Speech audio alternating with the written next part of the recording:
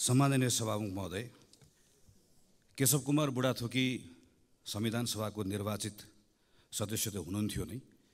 हाम्रो पार्टी नेपाली कांग्रेसका एकजना पुरानो नेता, लोकतान्त्रिक आन्दोलनका एक सक्रिय अभियन्ता र झापा जिल्लाको त्यहाँको जनताहरूको एउटा प्रिय नेताको रूपमा र निडर व्यक्तित्व बना आफ्नो मान आर्जन गर्नुभएको नेता हुनुहुन्थ्यो।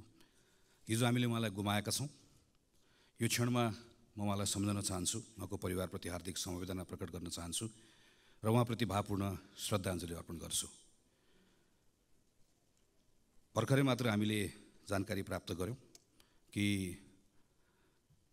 आदरणीय पद्मप्रसाद पाण्डे महासचिव नियुक्त हुनुभएको छ। म नेपाली कांग्रेस पार्टी, नेपाली कांग्रेसको सिङ्गो संसदीय दलको तर्फबाट मलाई बधाई दिन चाहन्छु र यो कार्यकालको सम्पूर्ण सफलताको कामना पनि गर्छु। हामी आजबाट अधिवेशनको एउटा नयाँ यात्रामा निस्किएका छौँ। योभन्दा अघिल्लो अधिवेशन हाम्रो लागि धेरै सम्झना योग्य रहेन। सरकार आफैले पनि यो कुरालाई स्वीकार गरेको छ। त्यही भएर यो पटक अघिल्लो अधिवेशनभन्दा फरक बनाउँछु भनेर हामीसँग वाचा गरेको छ। यो पटक म थुप्रै संसदलाई काम दिन्छु। खास गरिकन संविधान कार्यान्वयनसँग जोडिएका थुप्रै कानुनहरू बनाउनु बाँकी छन्। ती कानुनहरू बनाउनलाई संसदको यो अधिवेशनमा सांसदहरूलाई भ्याइ नभ्याइ हुन्छ भन्ने सरकारको वाचा छ। अर्थतन्त्रलाई चलायमान बनाउनका निम्ति पनि थुप्रै कानुनहरू परिमार्जन गर्नुपर्नेछ, कानुनहरू बनाउनु पर्नेछ। यी सन्दर्भमा पनि मैले काम गर्छु भनेर भनेको छ। संहिता कार्यान्वयन लगायतका विषयहरू पनि सरकारले प्राथमिकतामा राख्छु भनेर भनेको छ। हामी त्यसको प्रतीक्षा गरिरहेका छौँ। संसद स्वयं आफैले पनि अघिल्लो अधिवेशनभन्दा म अलिकति काम गर्ने तरिका बदल्छु भनेर हामीले अस्ति पहिलो दिनबाटै यो यात्रा सुरु गरेका छौँ। हामी अलिकति आफ्नो काम गर्ने तरिकालाई व्यवस्थित बनाउँछौँ। हामी एउटा कार्यतालिका बनाएर काम गर्छौँ। हाम्रो संसदीय समितिहरूलाई पनि हामी थप क्रियाशील बनाउँछौँ। हामी संसद समयमा चलाउँछौँ। हामी संसदबाट सरकारले ल्याएका कामहरू समयमा टुङ्ग्याउँछौँ भन्ने हाम्रो वाचा छ। त्यो वाचामा हामी सबै प्रतिबद्ध छौँ नै।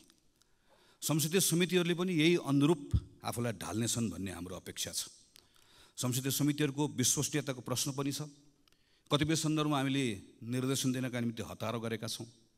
कतिपय सन्दर्भमा आरोप प्रत्यारोप पनि गरेका छौँ।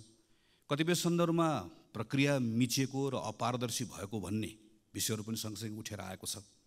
यो सबै कुराले संसदीय समितिको विश्वसनीयता घटाउँछ। त्यो भनेको सिङ्गो संसदको विश्वसनीयता घटाउँछ।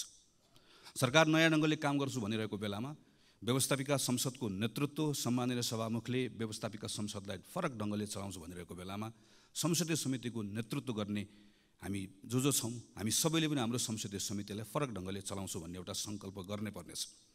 हामीसँग विगतका अनुभवहरू छन्। कहिलेकाहीँ एउटै विषयलाई दुईटा तिनवटा संसदीय समितिहरूको क्षेत्राधिकार हो कि भनेर अलमल हुँदै गर्दा सँगै बसेर काम गरेका अनुभवहरू छन्। म यो क्षणमा स्वर्गीय रविन्द्र अधिकारीलाई सम्झिरहेको छु। जतिखेर उहाँ विकास समितिको सभापति हुनुहुन्थ्यो, म त्यो बेलामा कृषि जलस्रोत समितिको सभापतिको रूपमा काम गरिरहेको थिएँ। सम्माननीय स्वर्गीय सुशील कोइराला प्रधानमन्त्री हुनुहुन्थ्यो। कतिपय विषयहरूमा हामी सँगै एउटै समिति जस्तो बसेर सँगै काम गर्थ्यौँ, सरकारलाई बोलाउँथ्यौँ र त्यो बेलामा सरकारले पनि हाम्रो कुरालाई गम्भीरतापूर्वक लिन्थ्यो। आरोप प्रत्यारोपभन्दा फरक ढङ्गबाट पनि काम गर्ने ठाउँहरू छन् भन्ने सन्दर्भमा हामी सबैले सोच्नुपर्ने बेला आएको छ। यो अधिवेशनको दौरानमा संसदीय समितिले थुप्रै कामहरू गर्नुपर्नेछ, कानुनहरू बनाउनु पर्नेछ। कानुन बनाउने विषयका सन्दर्भमा पनि हामी आफैले पनि यो छोटो समयमा केही तितो अनुभवहरू गरेका छौँ। यी कुराहरूमा हामी सबै खुला हृदयले समीक्षा गर्न तयार छौँ भन्ने पनि म ठान्दछु। यही क्रममा हामी राजनीतिक दलहरू जो अहिले संसदभित्र छौँ, हामीले पनि आफ्नो काम गर्ने तरिका बदल्नु परेको छ। यो संसदको सबभन्दा ठुलो दल भएको हिसाबले नेपाली कांग्रेस यो सन्दर्भमा अझै आफूलाई अझै बढी जिम्मेवारीका साथमा प्रस्तुत गर्नुपर्छ भन्ने ठान्दछ। यही सोचेर हामीले भर्खरै बसेको संसदीय दलको बैठकबाट गम्भीरतापूर्वक छलफल गरेर एउटा सङ्कल्प गरेका छौँ कि यो पटकको संसदको अधिवेशनमा हाम्रो उपस्थितिलाई हामी थप जिम्मेवार बनाउनेछौँ। हामी आफूलाई थप क्रियाशील पनि बनाउनेछौँ र सरकारले संसदबाट जे कुराहरूको अपेक्षा गरेको छ, संसदको ठुलो दलको हिसाबले यो जिम्मेवारीका साथमा हाम्रो क्रियाशीलताले सरकारको त्यो अपेक्षा पुरा गर्नको लागि र आम नागरिकको संसदप्रतिको अपेक्षा पुरा गर्नका निम्ति हाम्रो भूमिका तदनुरूप गर्नेछौँ भन्ने हिसाबले हामीले आफ्नो बैठकबाट केही निर्णयहरू गरेका छौँ र त्यो निर्णयले अनुरूप यो अधिवेशनभरि हाम्रा सांसद साथीहरू चल्नुहुन्छ भन्ने कुरामा म आश्वस्त पार्न पनि चाहन्छु। तर यो सँगसँगै हामीले हाम्रो यो संसदलाई आम नागरिकसँग कसरी जोड्ने भन्ने पनि हेर्नुपर्नेछ। हिजोको मात्र एउटा तथ्याङ्क हामीले हेऱ्यौँ भने पर्यटकहरूबाट जति रकम नेपाल भित्रिन्छ हामी 10 लाख पर्यटक पुग्यो भनेर भन्छौँ, त्योभन्दा बढी रकम नेपाली विद्यार्थीहरूले बाहिर पढ्नको लागि लिएर गए भन्ने तथ्याङ्क हामीले हिजो मात्र पढ्यौँ। हामीले आफ्नै वरिपरि पनि थुप्रै केटाकेटीहरू बाहिर पढ्न गएको हामीहरू देख्छौँ। हुन त कहिलेकाहीँ हामीहरू मिथ्याङ्कहरूको सहारा पनि लिन्छौँ। नेपालमा खास गरिकन चिकित्सा लगायतका कतिपय विषयका सन्दर्भमा हामीले भ्रामक धारणाहरू बनाएर राखेका छौँ। नेपालको वरिपरि सिमाना क्षेत्रमा दर्जनौँ नर्सिङ कलेजहरू खुलेका छन्, त्यहाँ हजारौँ विद्यार्थीहरू पढ्न गएका छन् भनेर कहिलेकाहीँ आफू आतङ्कित हुन्छौँ, अरूलाई आतङ्कित बनाउँछौँ। हाम्रो सरकारको तथ्याङ्कले भन्छ गएको 3 वर्षमा 300 विद्यार्थी पनि बाहिर पढ्न गएका छैनन् नर्सिङ पढ्नका लागि। अरू विषयहरू पढ्न गएका छन्, अस्ट्रेलिया गएका छन्, क्यानाडा गएका छन्, युरोप गएका छन्, थुप्रै गएका छन्, तर सबै पढ्न भनेर गएका छैनन्। हामीले देख्छौँ कुनै बेला विद्यार्थीहरू बढी बेलायत जान्थे, जतिखेर बेलायतको इमिग्रेसन अलिकति खुकुलो थियो। कुनै बेला अस्ट्रेलिया जान्थे, अहिले क्यानाडा जान्छ। यो सबै पढ्नको लागि होइन पनि हामीलाई थाहा छ। यसका अरू धेरै पक्षहरू छन्, तर कतिपय विद्यार्थीहरू पढ्नका लागि भनेर गएका छन्। हाम्रो विश्वविद्यालयको कारणले गर्दा गएका छन्। त्यो विश्वविद्यालय शिक्षा सुधार गर्यो भने कतिपय कुरालाई यहाँ रोक्न सकिन्छ। त्यो विश्वविद्यालय क्षेत्रलाई सुधार गर्नका निम्ति केही समयपछि सरकारले यही संसदमा उच्च शिक्षाको विधेयक ल्याउँदैछ, जो अहिले सार्वजनिक भएको छ। हामी त्यसलाई पढि पनि रहेका छौँ। त्यो उच्च शिक्षाको विधेयकमा यो संसदले हामीले काम गर्नुपर्ने छ। हाम्रो विश्वविद्यालयको स्वायत्तता, विश्वविद्यालयको सँगसँगै विविधता, विश्वविद्यालयले मौलिकता पनि कसरी कायम गर्ने, सँगसँगै विश्व बजारका निम्ति हाम्रो विश्वविद्यालय त्यो अनुकूल कसरी हुने भनेर हामीले कानुनमा सँगै काम गर्नुपर्नेछ। तर त्यो कानुन आउनको लागि समय लाग्छ। त्यो कानुन आएर पारित गर्नलाई पनि समय लाग्छ। यो बिचमा त्रिभुवन विश्वविद्यालयको ठाउँ रिक्त भएको छ। त्रिभुवन विश्वविद्यालय सँगसँगै अन्य विश्वविद्यालयहरूको पनि नेतृत्व रिक्त भएको छ। हामीले त्यो बेलामा सुधार गरौँला भनेर अहिले मौका पाएको बेलामा त्रिभुवन विश्वविद्यालयमा हिजो जे गल्ती गरेका छौँ त्यही कुरा दोहोऱ्यायौँ र मौका पाएको बेलामा सुधार गरेनौँ भने हामी यहाँभित्र उच्च शिक्षा सुधार गर्ने भनेर भनिराख्छौँ, छलफल गरिराख्छौँ, मान्य सांसदहरूले तथ्याङ्क प्रस्तुत गरिराख्नुहुन्छ, विद्यार्थी बाहिर गए भनेर हामी रोइकराइ गरिराख्छौँ। तर संसदले आफूले पाएको जिम्मेवारी हामीले उच्च शिक्षाको विधेयक ठिक ढङ्गले बनाएनौँ र सरकारले मौका पाएको बेलामा त्रिभुवन विश्वविद्यालय, पूर्वाञ्चल विश्वविद्यालय, पोखरा विश्वविद्यालय लगायतको नेतृत्वहरू भागवण्ड नगरिकन विश्वविद्यालयको नेतृत्वको नियुक्ति हेर्दाखेरि नै कुनै पनि नागरिकले टिप्पणी गर्न नसक्ने गरिकन बनाउने मौकाबाट चुक्यो भने हाम्रा कुरा मात्रै हुन्छन्। हामीले यहाँ संसदबाट गर्ने काम र सरकारबाट गर्ने कामलाई आम नागरिकका विषयहरूसँग जोड्न सक्छौँ कि सक्दैनौँ। हाम्रो अहिले विद्यालयहरूमा केटाकेटीहरू पढ्न गइरहेको देशैभरि देख्छौँ हामीहरू। थुप्रै विद्यालयहरू खुलेका छन्, विद्यालयको भवन पनि बनेका छन्। तर एक कक्षामा 100 जना विद्यार्थी भर्ना भएको विद्यार्थीहरू 10-12 कक्षामा पुग्दै गर्दा 30-32 जना विद्यार्थीहरू मात्र बाँकी रहन्छन्। त्योभन्दा पनि डरलाग्दो कुरा अर्को, हाम्रो केटाकेटीहरू विद्यालयमा पढिरहेका छन् तर सिकिरहेका छैनन्। गणित सिकिरहेका छैनन्, विज्ञान सिकिरहेका छैनन्, अङ्ग्रेजी त अझै कम सिकिरहेका छन्। विज्ञान, गणित र अङ्ग्रेजी आएन भने अहिले हामी सूचना प्रविधिको जुन कुरा गरिरहेका छौँ, नलेज इकोनोमीको जुन कुरा गरिरहेका छौँ, नेपालले अघिल्लो पटक जुन हाम्रो ट्रेन छुट्यो भनिरहेका छौँ, अर्को पटक फेरि ट्रेन छुट्छ।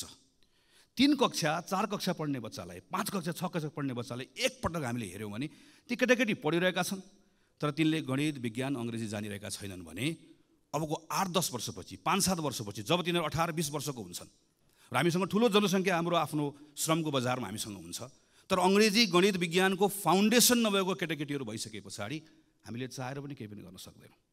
हामी अर्को एउटा मौकाबाट फेरि चुक्छौँ। त्यसलाई जोगाउने हो भने हामीले अहिले काम गर्नुपर्ने 3, 4, 5, 6, 7, 8 विद्यालय शिक्षामा काम गर्नुपर्ने छ। संसदमा विधेयक आइरहेको छ। यो विधेयकलाई अहिले हामी आरोप प्रत्यारोप गर्ने वा लोक रिजाइका निम्ति हामीले आफूलाई प्रस्तुत गर्ने वा कसैको तुष्टिकरणका निम्ति वा आफ्नो राजनीतिक दलको कुनै एउटा आग्रहका निम्ति यसलाई हामी आफ्नो पोजिसनलाई प्रयोग गर्ने वा हामीले यो बेलामा यो जिम्मेवारी पुरा गर्नका लागि हामीले अहिले यो विधेयकमा काम गर्ने हाम्रो अगाडि मौका छ, हाम्रो अगाडि प्रश्न छ। यही बिचमा विधेयक बन्दै गर्दा समय लाग्छ। तर यो बिचको समयमा सरकारले सँगसँगै यो स्कुल एजुकेसनभित्र स्थानीय सरकारहरू छन्, सरकार चलाउने गरेको पार्टी, गठबन्धनकै पार्टीहरूको हामीले हेऱ्यौँ भनेदेखि पनि 2/3 बढी हाम्रा स्थानीय सरकारहरू छन्।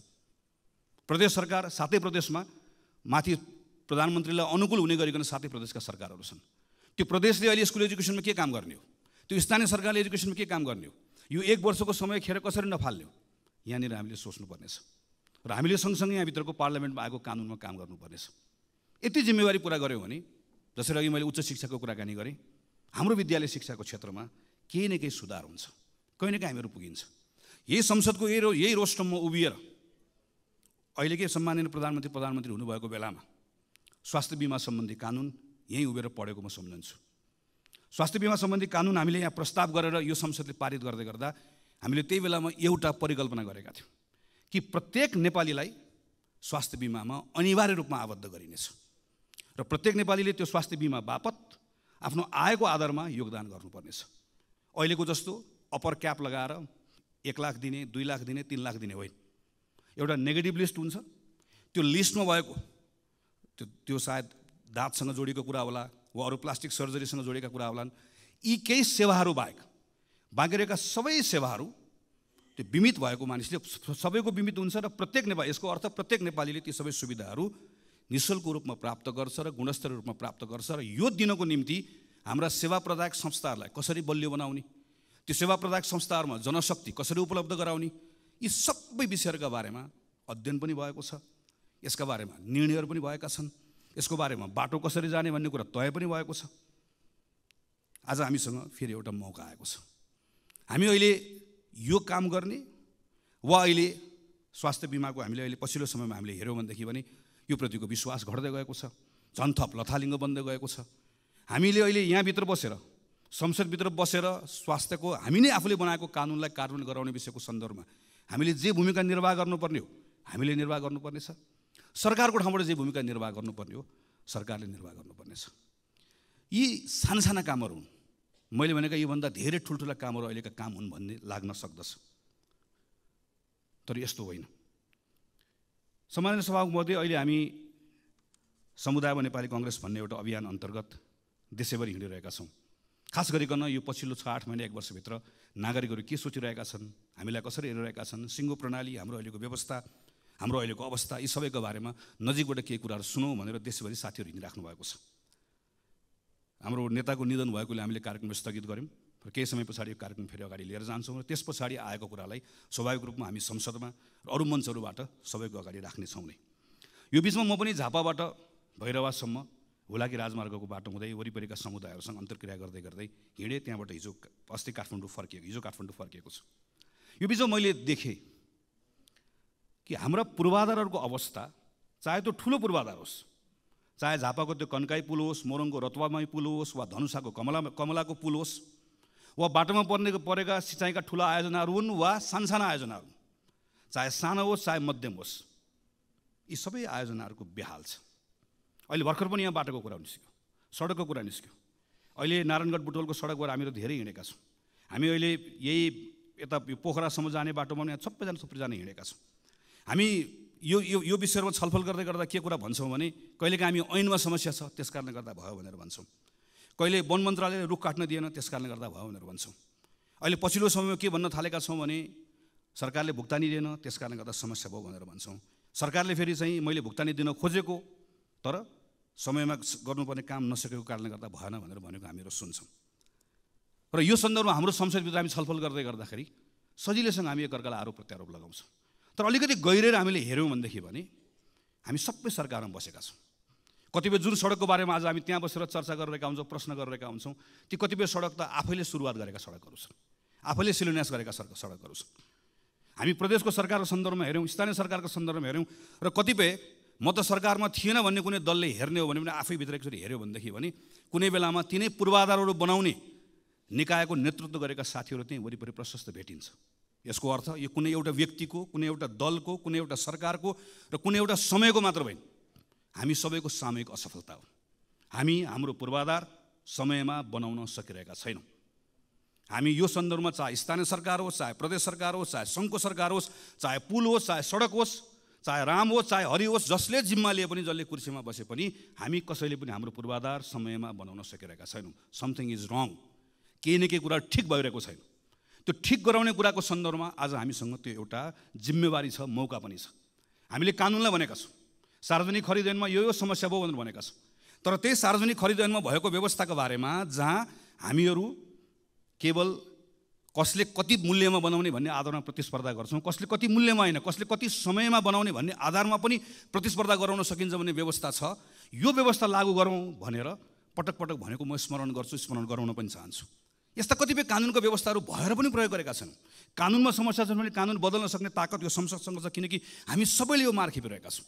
अभ्यासमा समस्या छ भने अभ्यास बदल्ने पनि हामीसँग त्यो शक्ति बोकेर बसेका छौँ। यो कुनै रकेट साइन्सको कुरा होइन। हाम्रै साथीहरू नेपालभन्दा बाहिर गएर जिम्मेवारी लिएर जाँदै गर्दा पूर्वाधार समयमा बनेको छ। हाम्रै कामदारले गरेका छन्। हामी जसलाई ठेकेदार भनेर भन्छौँ त्यो पनि एउटा व्यवसाय हो, त्यो पनि एउटा जिम्मेवारी हो। तिनै मानिसहरू ठेकेदार भएर मिडल इस्टमा गएर अहिले संयुक्त राज्य अमेरिकामा गएर कतिपय ठाउँहरूमा गएर राम्रोसँग प्रतिस्पर्धा गरेर काम गरिरहेका छन्। तर हामीहरू यहाँ किन चुकिरहेका छौँ? किन हामीहरू पूर्वाधार समय बनाउन सकिरहेका छौँ? किन कुनै पनि पूर्वाधार समय बनाउन सकिरहेका छौँ? किन कुनै पनि सरकारले जोसुकै प्रधानमन्त्री होस्, जोसुकै मन्त्री होस्, किन बनिरहेको छैन? यो संसदले यो पटक यसका बारेमा राम्रोसँग छलफल गर्नुपर्नेछ। यसका बारेमा बसेर राम्रोसँग काम गर्नुपर्नेछ। संसदको के भूमिका हो संसदले गरौँ। संसदीय समितिले कतिपय कामहरू गर्नुपर्नेछ। सरकारले कतिपय जिम्मेवारी निर्वाह गर्नुपर्नेछ। यस्ता साना कामहरू किन गर्नुपर्ने छ भने यी साना कामहरूबाट जुन नागरिकहरूले केही परिवर्तन भएको महसुस गर्छन् त्यसले आजको दिनमा टुटेको भरोसालाई फेरि जागृत गराउन सक्दछ। म अहिले 12-13 दिन घुमेर आइसकेपछि त्योभन्दा पहिला पनि हिँडिरहेको थिएँ। म डराएको छैन, तर कता कहीँ न कहीँ मनभित्र एउटा ठुलो चिन्ता केमा लागेको छ भने एउटा भरोसा गुम्दै गएको छ। राम्रोसँग बसेर कुराकानी गऱ्यो भने राजनीतिक अधिकार पाएको कुरामा, आर्थिक सामाजिक सांस्कृतिक अधिकार पाएको कुरामा नागरिकहरूले ठुलो गौरव गरेका छन्।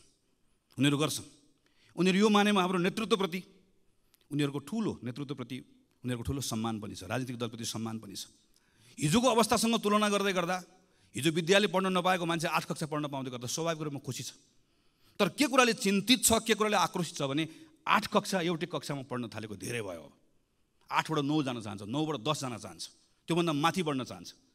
तर अड्केको कुराले गर्दा आक्रोशित छ, कहीँ न कहीँ भरोसा गुमाएको छ। राजनीतिक दलहरूप्रति मात्र होइन, अहिले पछिल्लो समयमा मैले घुम्दै गर्दा मैले देखेको कुरा अड्डा, अदालत, प्रहरी, प्रशासन, दल, ब्याङ्क, वित्तीय संस्था, हामीसँग जे जति कुराहरू छन् जसलाई हामी संस्था पनि भन्छौँ। स्टेट भनेको केवल पार्लियामेन्ट, अदालतहरू मात्र होइन, सबै कुराहरू सबैसँगको एउटा खालको विश्वास गुम्दै गएको अवस्था छ। यो डरलाग्दो छ। यो विश्वासलाई हामीले पुनर्स्थापित गर्नै पर्छ। यो हामी सबैको जिम्मेवारी हो। यो विश्वास पुनर्जागृत गर्न सकिएन, भरोसा फेरि स्थापित गर्न सकेन भने हामी सबैले गुमाउने अवस्था आउँछ। यसका निम्ति फेरि पनि सबभन्दा बढी काम गर्नुपर्ने, सबभन्दा बढी जिम्मेवारी लिनुपर्ने सरकार सञ्चालन गर्नेले नै हो। सरकार सञ्चालन गर्ने कुरामा फेरि पनि सरकारको नेतृत्व गर्नेले नै हो। मैले यो संसदमा पटक उभिएर त्यस कारणले भनेको छु र फेरि पनि त्यो कुरा दोहोऱ्याउन चाहन्छु। प्रधानमन्त्री नै हो, प्रधानमन्त्री लिडर हो, प्रधानमन्त्री क्याप्टेन हो। प्रधानमन्त्रीले सरकार सञ्चालन गर्दै गर्दा सबैलाई सँगै लिएर गएर अपेक्षित परिणाम दिन सक्दै गर्दा त्यसले एउटा विश्वास जागृत गराउन सक्छ। हामीले अस्ति मात्रै 1 वर्षको आफ्नै कार्यकालको समीक्षा गरेर प्रधानमन्त्रीले केही कुराहरू घोषणा गरेको सुन्यौँ। कतिपय कुराहरूको आत्मस्वीकारोक्ति छ, कतिपय कुराहरू भएका कमजोरीहरूलाई स्वीकार गर्नुभएको छ, कतिपय कुराहरूको सन्दर्भमा नयाँ गर्ने कुराहरूको बारेमा केही सङ्कल्प पनि गर्नुभएको छ। तर त्यही पुसबाट यहाँसम्म आइपुग्दै गर्दाका केही महिनाभित्रका गतिविधिहरू हामीले हेऱ्यौँ भनेदेखि भने प्रयासहरू गर्न खोजिएको छ, तर अझै पनि त्यहाँ ठिक ढङ्गबाट त्यसलाई त्यो लय पक्रिएको छैन भन्ने हामीले महसुस गरेका छौँ। मलखाद नपाएको कुरा यो संसदमा मैले गर्न थालेको 64-65 सालदेखि प्रत्येक वर्षको सिजन हुन्छ। हामी ठ्याक्क अब चैत वैशाखतिर आएपछि मलको बारेमा कुरा गर्छौँ। ठ्याक्क हामी असार आएपछि विपदको बारेमा संसदको क्यालेन्डर बनाउँदै गर्दा मलको कुरा गर्ने, एसएलसीमा फेल भएको कुरा गर्ने भने क्यालेन्डर बनाइदिए पनि हुन्छ। कुन समयमा कुन महिनामा के को कुरा हुने भन्ने कुरा यसमा हामी गएको 10-12-15 वर्षदेखि लगातार त्यही विषयमा त्यो महिनामा ठ्याक्क कुरा गर्छौँ, त्यसलाई बिर्सन्छौँ, फेरि अर्कोचोटि आउँछ अर्को कुराकानी गर्छौँ। अहिले यस्ता लामो समयदेखि रोकिएका विषयहरूमा केही गर्नुपर्छ भनेर प्रधानमन्त्रीले छलफल गरेको हामीले देख्यौँ। तर छलफल गरिसके पछाडि आज छलफल भयो, मैले भनेको 10 दिनभित्रमा 15 दिनभित्रमा यति काम गर्ने भनेर निर्देशन दिएको पनि हामीले पढ्यौँ। योभन्दा अगाडिको प्रधानमन्त्रीले निर्देशन नदिएकोले अहिले मैले निर्देशन दिएकोले गर्दा हुन्छ भन्ने सोचबाट बाहिर निस्कनुपर्छ। निर्देशनले हाम्रो समस्याको समाधान गर्दैन। प्रधानमन्त्रीले निर्देशन दिएको देखेपछि मन्त्रीले पनि निर्देशन दिने हो, मन्त्रीले दिएको देखेपछि संसदीय समितिले पनि निर्देशन दिने हो। सबैलाई निर्देशन दिने मात्रै हो। स्थानीय सरकारहरूको हालत यही छ, प्रदेशको सरकारको हालत यही छ। त्यसैले यहाँभित्र हाम्रो समस्याको समाधान खोज्नका निम्ति अतिरिक्त पहल कदमी चाहिएको छ। त्यसैले म फेरि दोहोऱ्याएर भन्छु कि प्रधानमन्त्रीले त्यो सिंहदरबारभित्र प्रधानमन्त्रीको कुर्सीमा बसेर दिनको 10 देखि 5 बजेको समय जसरी एउटा कुनै संस्थाको प्रमुखले जसले संस्थाको नेतृत्व गरेको हुन्छ दिनको निश्चित समय आफूले दिएको जिम्मेवारीभन्दा बाहेक अरू कुनै जिम्मेवारीको बारेमा चिन्तन गर्दैन, सोच्दैन, त्यसैलाई प्राथमिकतामा राख्छ। नेपालको प्रधानमन्त्रीले पनि त्यसै गरिकन काम गर्नै पर्छ। त्यसपछि मात्रै त्यो उपलब्ध भएको समयको बिचमा गरिने छलफलले समस्या पनि देखाउँछ, समस्याको पहिचान पनि हुन्छ, समाधान कसरी खोज्ने भन्ने कुरा पनि जान्छ र त्यसैले हामीलाई टुङ्गोमा पनि पुर्याउँछ। काम गर्ने तरिका नबदलिकन फरक परिणाम आउँदैन। उही काम गरेर फरक परिणामको अपेक्षा गर्ने कुरा केवल मूर्खता मात्रै हुन्छ। त्यसको सुरुवात स्वयं प्रधानमन्त्रीबाट गरिनुपर्छ। नागरिकहरूको बिचमा अर्को भएको ठुलो आक्रोशको विषय भनेको सुशासनको विषय हो। सुशासनको सन्दर्भमा हाम्रा संवैधानिक निकायहरूले अत्यन्त पारदर्शी ढङ्गले नै काम गर्ने हो। यो सरकारको कुरा मात्र होइन, राज्यको अरूको निकायहरूको पनि त्यत्तिकै दायित्व छ। संविधानले सृजना गरेका संस्थाहरूले पारदर्शी ढङ्गले काम गर्नुपर्नेछ। उसको विश्वसनीयतामाथि पनि प्रश्नहरू उठेका छन्, ती विश्वसनीयताले काम गर्नुपर्नेछ।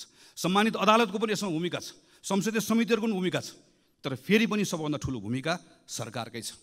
सरकारले सुशासनको सम्बन्धमा मैले काम गरेँ भनेर हुँदैन। सरकारले गरेको कामहरू नागरिकले महसुस गर्न पाउनुपर्छ। नागरिकहरू आफैले त्यो कुरालाई नजिकबाट निहालेर हेरेका हुन्छन्।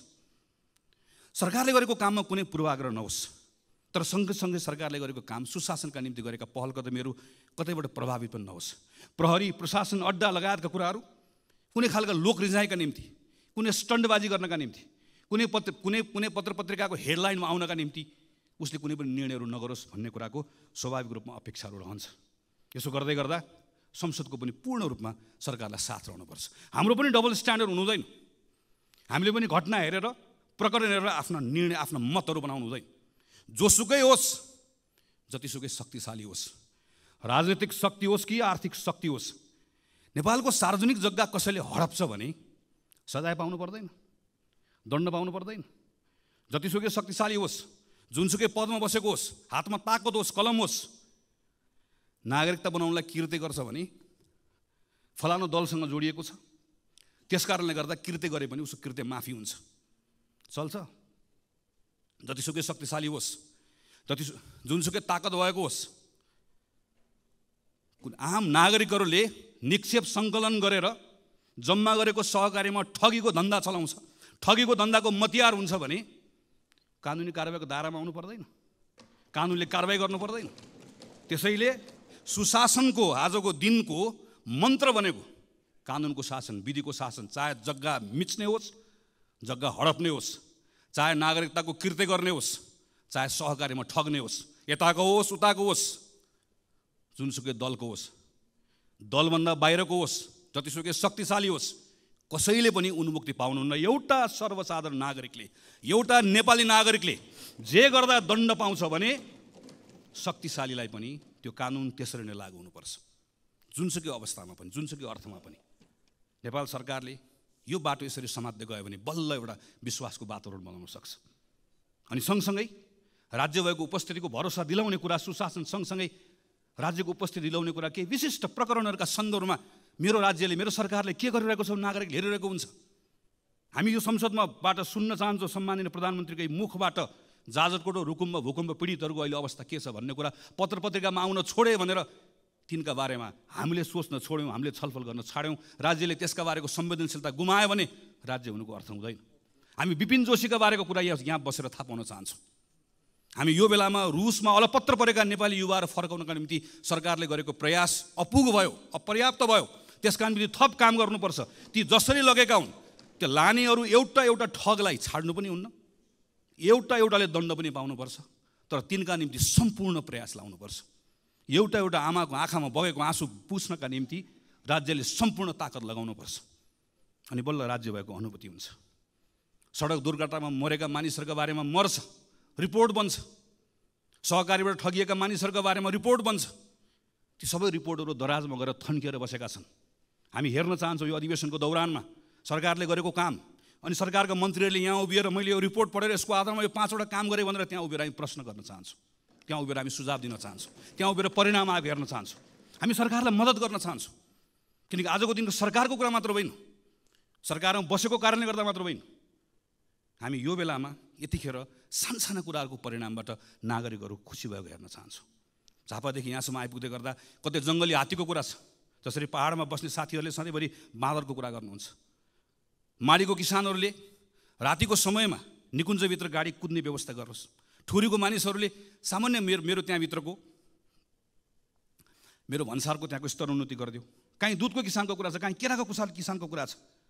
मैले खालि यति मात्र भन्न खोजेको, यति साना साना कुराहरू छन् र यति डुएबल छन्, गर्न सकिने कुराहरू छन्। बसेर प्रधानमन्त्रीले मन्त्रीले एक ठाउँ बसेर यो कुरा गरौँ भनेर भन्दै गर्दा गर्न नसकिने कुराहरू छैनन्, असम्भव कुराहरू छैनन्, सम्भव कुराहरू छन्। स्रोत साधनले भ्याउने कुरा छ, नियम कानुनले दिएको कुरा छ, केवल इच्छा शक्ति चाहिएको छ। यी सानसानो कुराहरूबाट अहिले मैले शिक्षाको कुरा गरेँ, स्वास्थ्यको कुरा गरेँ। अब यही 5-6 महिना 6-7 महिनामा अहिले निराश भएको नागरिकले मेरो विद्यालयमा अलिकति सुधार देख्यो, विश्वविद्यालयको नियुक्ति सही ढङ्गले भएको देख्यो, ठगहरूलाई थुनिएको देख्यो, यता पूर्वाधारको कुरामा थोरै सुधार भएको देख्यो, साना कुराहरू मात्र देख्यो भने त्यही नागरिकले फेरि राम्रो हुँदै गयो, राम्रो हुँदै जान थालेको छ, हिजोभन्दा आज राम्रो भयो भनेर भरोसा त्यहीँबाट जाग्न थाल्छ, त्यहीँबाट एउटा स्थिति बन्न थाल्छ। यसमा हामीले ध्यान दिनुपर्नेछ। र यसपछिको सबभन्दा महत्त्वपूर्ण विषय भनेको हाम्रो अर्थतन्त्रको विषय हो। राष्ट्र ब्याङ्कले हिजो मात्रै चालु आर्थिक वर्षको 6 महिनाको अहिलेको आर्थिक अवस्थाको प्रतिवेदन सार्वजनिक गरेको छ। हाम्रो रेमिटेन्स, हाम्रो पर्यटकहरूको आगमन, हामीले अहिले प्राप्त गरेको ऋण, हाम्रो ग्रान्ट, फरेन डिरेक्ट इन्भेस्टमेन्ट, सबभन्दा ठुलो कुरा हाम्रो फरेन करेन्सीको रिजर्भ, सबैमा अत्यन्त सन्तोषजनक स्थिति देखिएको तथ्याङ्कले देखाउँछ। 6 महिनामा करिब 7 खरब 32 अरब रुपियाँ, 33 अरब रुपियाँ रेमिटेन्सबाट आएको छ। म त्यो खाडीमा, मलेसियामा, भारतमा, अरू देशहरूमा गएर काम गरेर दुःख गरेर नेपाल पठाएर आजको यो अप्ठ्यारोमा नेपाल चलाइराख्नु भएका, नेपाल चलाउनका निम्ति खास नेपाल चलाउने ती तमाम गएका साथीहरूलाई हामीले कहिले पलायन भयो भनिदिएका छौँ, कहिले भाष्यो भनिदिएका छौँ। म यो संसदको रोस्टरमा उभिएर तीप्रति सम्मान प्रकट गर्न चाहन्छु। तिनले पठाएको, तिनको मेहनतको कारणले गर्दा आज हाम्रो त्यो इकोनोमी चलेको छ। तर सरकार यो आँकडा हेरेर मात्रै मख परेर बस्यो भने चाहिँ हामीहरू डुब्छौँ। किनकि यही बेलामा आँकडाको अर्को पक्ष पनि छ। ब्याङ्कसँग अहिले कहिले नभएको पैसा छ, त्यति पैसा थुप्रिएको छ, तर कर्जा लगानी नै हुँदैन। जम्मा 4% वृद्धि छ। तपाईँ हामी सबै घुमिरहेका छौँ। सानो व्यवसाय गर्ने पनि टाट पल्टेको छ, ठुलो व्यवसाय गर्ने पनि सबैको हालत बेहाल छ। कोही मान्छे पनि ठिक भयो भनिरहेको छ। जुनसुकै सेक्टरमा जाउँ, रियल इस्टेटको सेक्टरमा जाउँ, म्यानुफ्याक्चरिङको सेक्टरमा जाउँ, एग्रो बिजनेस गर्ने सेक्टरमा जाउँ, स्मल इन्टरप्राइजेस गर्ने सेक्टरमा जाउँ, कहीँ कसैले पनि ठिक भयो भनेर भनिरहेको छैन। किनकि आन्तरिक अर्थतन्त्रमा ठुलो शिथिलता आएको छ। र यही बेलामा हामीले हेऱ्यौँ भने अहिले पनि सुन्ने समय मैले सुनिरहेको थिएँ, यति निरस हाम्रो अहिलेको अवस्था। हामीले यदि खास गरिकन पुँजीगत खर्च हामीले हेऱ्यौँ भने आज 6 महिना 24 दिन भयो यो आर्थिक वर्षको, पुँजीगत खर्च कति भएको छ भन्दा 19.21%, जबकि आजको मितिमा 50% कम्तीमा खर्च भइसक्नु पर्ने हाम्रो अवस्था हो। केन्द्रीय सरकारको जस्तो छ, स्थानीय सरकार र प्रदेश सरकारको पनि त्यस्तै छ। गएको 5-6 वर्षमा हामीले हेऱ्यौँ भने 60% कसैको पनि नआएको छैन। यो पुँजीगत खर्च हेर्दै गर्दा तथ्याङ्क कुरा मात्र होइन, पुँजीगत खर्च कम भएको कारणले गर्दा आजको दिनमा हाम्रो यी सबै बाह्य सूचकहरू ठिक हुँदै गर्दा पनि हाम्रो आन्तरिक अर्थतन्त्र यति शिथिल हुनुको मुख्य कारण भनेकै हामीले गर्ने पुँजीगत खर्च गर्न नसकेको कारणले गर्दा। यसको यति धेरै ठुलो यसले एउटा साइकल बनाएको, यति इन्टरट्विन छ यो विषय, एउटा अर्कोसँग जोडिएको छ। यो कारणले गर्दाखेरि यस्तो खालको एउटा भयानक स्थिति सृजना भएको छ। तर यो पुँजीगत खर्च बढाउनुको निम्ति हामी जान्न चाहन्छौँ र हामी यदि हाम्रो भूमिका के हुन्छ भने हामी मद्दत गर्न चाहन्छौँ। तपाईँ हिजो गरेको भन्दा के फरक गर्दै हुनुहुन्छ? हाम्रो प्रधानमन्त्री कार्यालय, हाम्रो अर्थ मन्त्रालय, हाम्रो अरू मन्त्रालयहरू, समग्रमा सरकार हिजो गरेको भन्दा के फरक गर्दैछ, के नयाँ ढङ्गले गर्दैछ, जसको आधारमा हामी विश्वास गर्न सक्छौँ कि अब पुँजीगत खर्च हिजोको भन्दा फरक हुन्छ। हामी त नयाँ बजेटको बारेमा छलफल गर्न थाल्यौँ, गर्ने पनि पर्नेछ, हामीले भनेको टाइममा गरौँ भनेर। तर नयाँ बजेटको छलफलको कुराको अर्थ के? पुरानो बजेटको बारेमा हामी सक्यो। अस्तिसम्म हामी पुरानो बजेटमा छलफल गर्दैथ्यौँ। बजेट कार्यान्वयनको अहिले चरणमा यति निरस लाग्दो अवस्था भएको बेलामा हामीले यो बेलामा पुँजीगत खर्च बढाउने विषयको सन्दर्भमा हामी यो गर्छौँ, यो गर्छौँ, यो गर्छौँ, यसरी गर्छौँ भन्ने कुरा भनेनौँ, गरेनौँ भने यसले हाम्रो अवस्था बदलाव ल्याउँदैन। हामी चाहन्छौँ सरकारले यसका बारेमा प्रयासहरू गरोस्, गरि पनि रहेको छ। कतिपय गरेको कुराहरूको बारेमा हामी जानकारी पनि चाहन्छौँ, हामी सूचित पनि हुन चाहन्छौँ, हामी त्यहाँ सुझाव दिन चाहन्छौँ, हामी सँगसँगै यी विषयहरूमा काम गर्न चाहन्छौँ। यति गर्न सकियो भने त्यसले थोरै सरकारलाई स्पेस दिन्छ। त्यो स्पेस पाएपछि अब के कानुनहरूमा काम गर्नुपर्नेछ। कम्तीमा पनि 5 वटा कानुन खारेज गर्नुपर्नेछ। 28 वटा कानुन, विदेशी लगानी, सार्वजनिक निजी साझेदारी लगायत हामीले टिपेर हेर्दै गर्दाखेरि करिब 28 वटा नयाँ कानुनहरू यहाँभित्र बनाउनु पर्ने र परिमार्जन गर्नुपर्ने छ। अर्थात् करिब 40 को हाराहारीमा यो संसदले अबको 5-6 महिनाभित्र कानुनमा काम गर्नुपर्नेछ। हामी ती कानुनमा काम गर्न तयार छौँ। पहिला सानो क्विक विन्सहरू हामीलाई चाहियो, त्यसले थोरै विश्वासको वातावरण बनाउँछ। त्यति विश्वासको वातावरण बनाइसकेपछि हामीले कानुनमा सुधार गर्नुपर्नेछ, त्यसले अझै वातावरण दिन्छ। त्यति वातावरण दिएपछि अनि हामीले अर्थतन्त्रको संरचनागत सुधार गर्नै पर्नेछ। किनकि हामी निर्वाचनमा जाने, निर्वाचन जित्ने, बहुमतको सरकार बन्ने, संविधान बनिसक्यो, कुनै अहिले युद्ध द्वन्द्व केही छैन, हामी सामान्य अवस्थामा छौँ। यो अवस्थामा पनि हामीले अर्थतन्त्रको संरचनागत सुधार गरेनौँ। हेर्नुहोस् त हाम्रो व्यापार घाटा, हामी अहिले हेऱ्यौँ भने हामी बङ्गलादेश जस्तो हुने भन्छौँ म्यानुफ्याक्चरिङ सेक्टरमा। हाम्रो अहिले करको दर जुन छ, करको यो दर राखेर हामी बङ्गलादेश जस्तो हामी म्यानुफ्याक्चरिङ सेक्टर बन्न सक्छौँ। हामी पर्यटनमा यत्रो ठुलो आशा गरिरहेका छौँ, तर आजको दिनमा हाम्रो म्यानुफ्याक्चरिङ सेक्टर लगायतको यी सेक्टर्सहरूबाट हामीले रोजगारी सृजना गर्न सकेनौँ भनेदेखि भने हाम्रो अर्थतन्त्रको हालत अहिले जे छ अझ योभन्दा पनि कमजोर बन्दै जान्छ। हाम्रो अर्थतन्त्रमा संरचनागत सुधार नगरिकन हाम्रो अवस्था बदलिन्न। संरचनागत सुधारको लागि पहिलो पाइला नचालिकन गन्तव्यमा पुगिन्न। पहिलो पाइला चाल्नको लागि आत्मविश्वास चाहिएको छ। आत्मविश्वासको लागि अहिले केही सुधार गर्नुपर्ने छ। सानो सुधार गऱ्यौँ थोरै ठाउँ दिन्छ, थोरै ठाउँमा बसेर कानुनी सुधार गरौँ अझै ठुलो ठाउँ दिन्छ, अनि त्यो ठुलो ठाउँले आत्मविश्वास दिन्छ। त्यसपछि हामीले संरचनागत सुधार हामीले गर्नै पर्छ।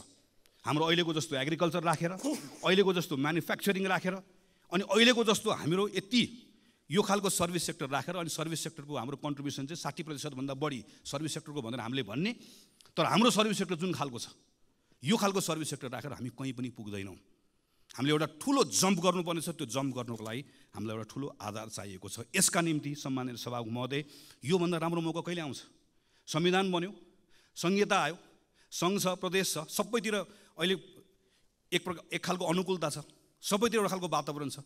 हामीलाई कुनै बाह्य कारणले गर्दा अप्ठ्यारो भएको छैन। हामी सबै सहजतामा छौँ। हामी सबै सहजतामा भएको बेलामा पनि नेपाल सङ्कटमा छ, नेपाल सङ्कटमा छ, नेपाल अप्ठ्यारोमा छ भनेर भन्ने हो भने चाहिँ सजिलो चाहिँ कहिले हुने हो? के भयो भने चाहिँ नेपाललाई सङ्कटबाट बाहिर निकाल्ने हो त हामीले। त्यसरी यो बेलामा फरक ढङ्गले काम गर्ने कुरामा सरकारले सोचोस् भन्ने हो। र नेपाली कङ्ग्रेस पार्टी हामी संसदको ठुलो दलको हिसाबले यो अभियानमा हामी सरकारमा छौँ, हाम्रो जिम्मेवारी छ, त्यहाँ पनि छँदैछ। हामी यो संसदको यो ठाउँबाट पनि सरकारले बनाउने कानुन, सरकारले यहाँबाट खोजेका तमाम कुराहरूका सन्दर्भमा हामी सहयात्रा गर्न चाहन्छौँ, हामी सँगसँगै मद्दत पनि गर्न चाहन्छौँ। यी सबै विषयहरू छलफल गर्दै गर्दा संविधानको अर्को पाटो हामीले बिर्सनौँ न। हामीले संविधानमा दलितका बारेमा कुरा गरेका छौँ, मधेसीका बारेमा कुरा गरेका छौँ, महिलाका बारेमा कुरा गरेका छौँ, अल्पसङ्ख्यकका बारेमा कुरा गरेका छौँ। यी तमाम विषयहरूको कुराकानी गर्दै गर्दा यो केवल बोल्ने विषय मात्र होइन। केही समयपछि संसदमा निर्वाचनको ऐन आउँदैछ, राजनीतिक दल सम्बन्धी ऐन आउँदैछ।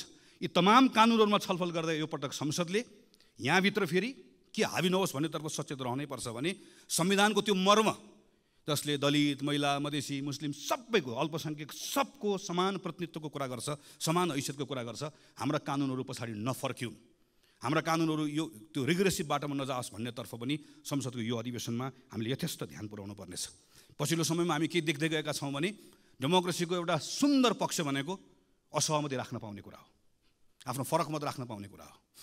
तर केन्द्र कतिपय ठाउँमा सङ्घको सरकार पनि हामी कतिपय ठाउँमा अनुदार हुँदै गर्दा त्यसको सिको प्रदेशको सरकारले, त्यसको सिको स्थानीय सरकारहरूले गर्न थालेर एउटा नागरिकका समूहले आफ्नो मागहरू राख्दै गर्दा, हाम्रो असहमतिहरू राख्दै गर्दाखेरि हामी हाम्रो सिभिक स्पेसहरू हामीले खुम्चाउँदै जाँदै गर्दा, साँगुरो बनाउँदै जाँदै गर्दा यसले अनुदार चेहरा देखाउने, चरित्र देखाउने मात्र होइन, त्यसले त्यो डेमोक्रेसीको सबैभन्दा सुन्दर पक्षलाई सङ्कुचित गर्दै गर्दा यो प्रतिको विश्वास पनि उड्दै जान्छ। यो तर्फ पनि सरकार सचेत रहनुपर्नेछ र संसद पनि सचेत रहनुपर्नेछ। हामीले पनि सरकारलाई यो सन्दर्भमा हामी यो त्यो नभनिकन उसलाई सचेत गराउनु पर्ने, उसलाई ख्याल गराउनु पर्नेछ कि डेमोक्रेसीमा यहाँ संसदभित्र मात्र होइन, संसदमा हामीले सरकारलाई औँला तेर्साउन पाएको जस्तै नागरिकले पनि रत्न पार्कमा बसेर सरकारलाई औँला तेर्साउन पाउनुपर्छ, चाहे त्यो स्थानीय सरकार होस्, चाहे त्यो सङ्घको सरकार होस्।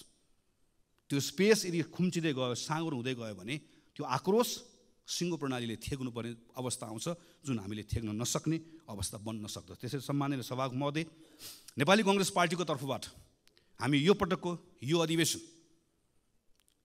यसपटक हाम्रै माग, हामी सबैको माग रह्यो, हामी बजेटको प्री बजेट छलफल पनि अहिले गर्दैछौँ। यसलाई पनि हामी सार्थक बनाउन चाहन्छौँ, यो औपचारिकता मात्र नहोस् भन्ने चाहन्छौँ। हामी सरकारले भनेका तमाम जुन कमिटमेन्ट अनुसारको कानुनहरू यो संसदको अधिवेशनमा आओस् भन्ने चाहन्छौँ। त्यो सक्रियतापूर्वक त्यसमा हामीहरू भाग लिएर अन्य दलहरूसँग पनि सहकार्य गरेर हामी छिटोभन्दा छिटो हाम्रो संविधानको मर्म अनुसारको कानुनहरू बनाएर यहाँबाट पारित होस् भन्ने अवस्था होस् भन्ने हामी चाहन्छौँ। यो अधिवेशनमा सम्माननीय सभामुख महोदयले प्रारम्भमा भन्नुभएको जस्तै यसलाई हामी जिम्मेवार बनाउँछौँ, व्यवस्थित बनाउँछौँ, तर सँगसँगै सांसदहरूले राख्नुभएको कुराहरू चाहे शून्य समयमा होस्, चाहे विशेष समयमा होस्, यहाँबाट उठेका ती प्रश्नहरू केवल प्रश्नका रूपमा मात्र नहोस्, सरकारले निरन्तर रूपमा त्यसको जवाफ दिने अवस्था बनोस्। हामी यो सन्दर्भमा काम होस् भन्ने चाहन्छौँ। हामी यो बिचको समयमा यहाँभित्र दलहरूका बिचमा कैयन कुराहरू छन्, चाहे त्यो टिआरसीको कुरा होस्, चाहे हाम्रो अन्तर्राष्ट्रिय सम्बन्धको कुरा होस्, कतिपय कुराहरूमा हामीले एउटा साझा धारणा बनाउनु पर्नेछ, समान धारणा बनाउनु पर्नेछ। संसदभित्र हुने छलफलले, यहाँभित्र हुने वाद विवादले, यहाँभित्र हुने बहसले एकतालाई बल पुर्याओस्, चाहे त्यो शान्ति प्रक्रिया टुङ्ग्याउने सन्दर्भमा होस्, चाहे त्यो हाम्रो अन्तर्राष्ट्रिय सम्बन्ध यो दल त्यो दल नबनिकन नेपालको अन्तर्राष्ट्रिय सम्बन्धलाई सबैले अन गर्ने हाम्रो आफ्नो अन्तर्राष्ट्रिय सम्बन्ध बनाउने कुराको सन्दर्भमा, चाहे अहिले अप्ठ्यारोमा परेका इकोनोमीका कतिपय कुरालाई सुधार गर्ने विषयका सन्दर्भमा हाम्रोभित्र हुने यहाँभित्रको छलफलले, प्रश्नले, वाद विवादले, यहाँभित्रको बहसले त्यसलाई बल पुर्याओस्, अझै सँगै काम गर्ने कुरामा त्यसलाई ताकत दियोस्, हामी यो चाहन्छौँ। र यसका सन्दर्भमा नेपाली कांग्रेस पार्टीको तर्फबाट सम्पूर्ण रूपमा हाम्रो कमिटमेन्ट छ। हामीले यो पटक अस्ति भर्खर बसेको संसद दलको बैठकको निर्णयमा भनेका छौँ, संविधानको रक्षा, यो व्यवस्थाको सुदृढीकरण र आम नागरिकहरूले व्यवस्थासँग गरेको जुन अपेक्षा छ त्यसलाई पुरा गर्ने भन्दा आजको दिनमा हाम्रो लागि अर्को कुनै विषय छैन, हाम्रो लागि अर्को कुनै प्राथमिकता छैन, त्यो नै हाम्रो लागि सर्वोपरि छ।